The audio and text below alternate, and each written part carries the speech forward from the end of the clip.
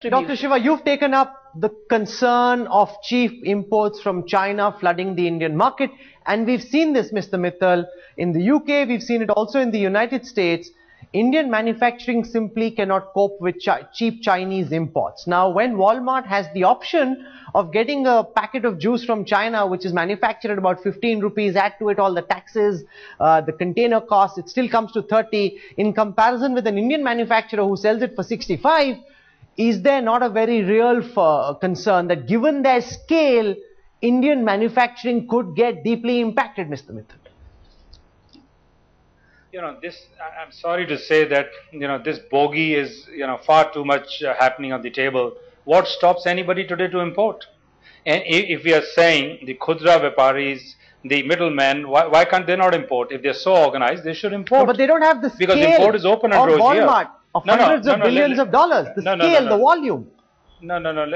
Mittal, to be organized on a small scale doesn't mean to be not organized. Our farmers are the most organized in the world, but just because they are small, they can't be accused of not having the power of agribusiness. Let him respond. Dr. Shiva, let me speak. Let me speak. I didn't interfere. I didn't interrupt. Let me speak. Let me say my piece. All I'm saying is, are the Indian business houses, large business houses, are they short of funds to import? How come they are not importing it? How come every organized retail, as we call it, modern retail as we call it, let me use that expression, 90% of our goods are manufactured in India, and more so our Indian model now says 30% has to be from these small manufacturers.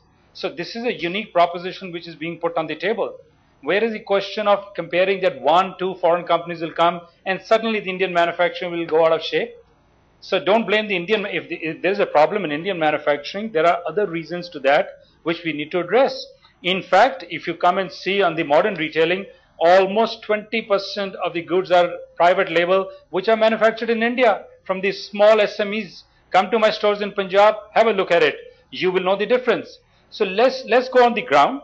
All my requests to people who are naysayers, and I have faced naysayers in telecom, I have faced naysayers in airport privatizations, airline privatizations. I have seen many naysayers. Same naysayers would stand up and say telecom will be destroyed, the prices will go up, and so on and so forth. We know the story of telecom. And the centers has said, let the states run its course. Who's going to generate employment? It is the state's job to do it, not the center's job. They can only put a policy together.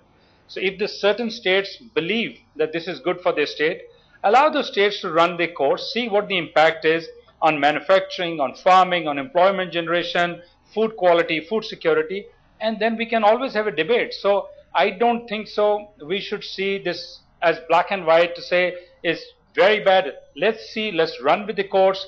And I'm saying there will be coexistence between the modern retailing and the Kirana store.